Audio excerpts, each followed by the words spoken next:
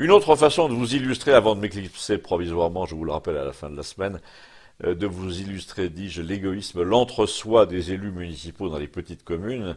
Attention, pas toutes les petites communes, seulement celles dont les élus, pour reprendre l'expression de Gustave, ne se sentent plus pissés.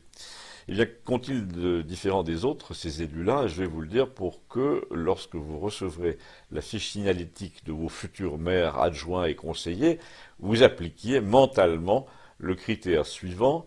Devant une décision importante, ce monsieur, cette dame, auront-ils la politesse de consulter la population et si la décision pendante, la chose est trop technique, au moins de l'informer de ce qu'il s'apprête à décider pour son bien.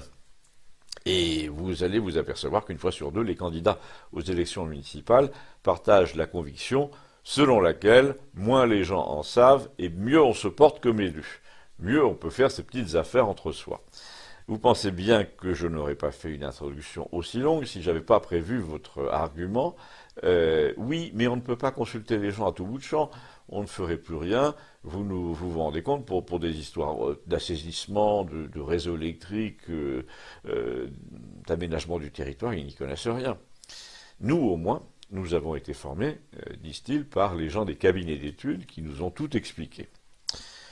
Bon, alors, la réponse, premièrement, si vous ne voulez pas associer les gens à ce que vous faites à chaque étape, eh bien, il faut devenir chef d'entreprise, pas élu.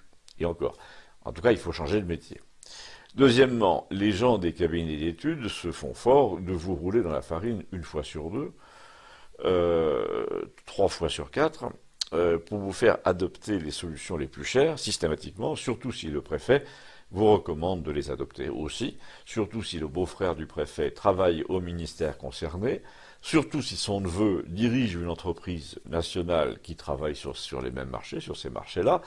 En plus, vous êtes, vous, les petits élus, là, tout pénétrés de votre compétence, vous êtes convaincus que vous êtes devenus des pontes en aménagement du territoire sous prétexte qu'on vous promène avec un casque de chantier sur une réalisation prestigieuse dans une capitale régionale avec à la clé une nuit à l'hôtel Mercure et un buffet à volonté. Mais de l'avis même des technocrates qui vous reçoivent, vous êtes en fait très très facile à manipuler. Donc un conseil aux électeurs avant de voter, essayez de repérer les gens qui ne sont pas manipulables, on les reconnaît assez facilement. Ce sont les fortes têtes qui demandent systématiquement les chiffres, par exemple, qui demandent une semaine avant de signer le dossier complet, qui ne passent pas la nuit au Mercure, qui payent leur repas, qui rentrent avant les autres et qui ne disent pas, celles et ceux, qui ne disent pas qu'ils portent un projet.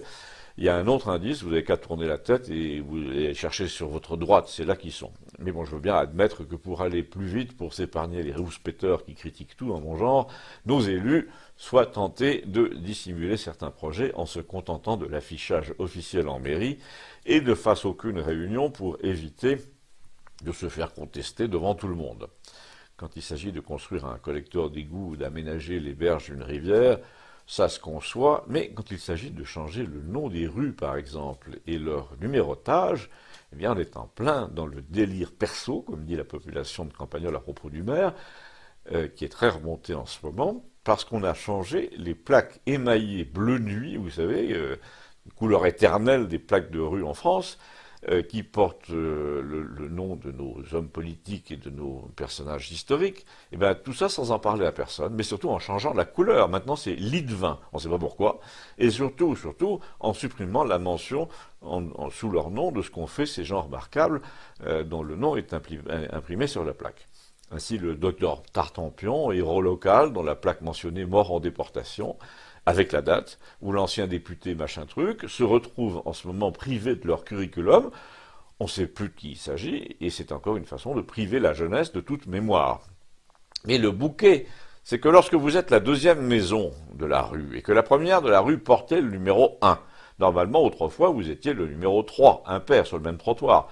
Vous l'étiez pour la poste, déjà. Mais maintenant, vous devenez le numéro 9, et on vous explique qu'on est passé en métrique, ça veut dire que vous êtes à 9 mètres de l'entrée précédente, celle du numéro 1, qui aura donc ni 3, ni 5, ni 7. Alors je demande quand a eu lieu la réunion qui a décidé de tout ça. Il n'y en a pas eu. Quand a-t-on distribué un tract pour expliquer le coup au moins? Jamais.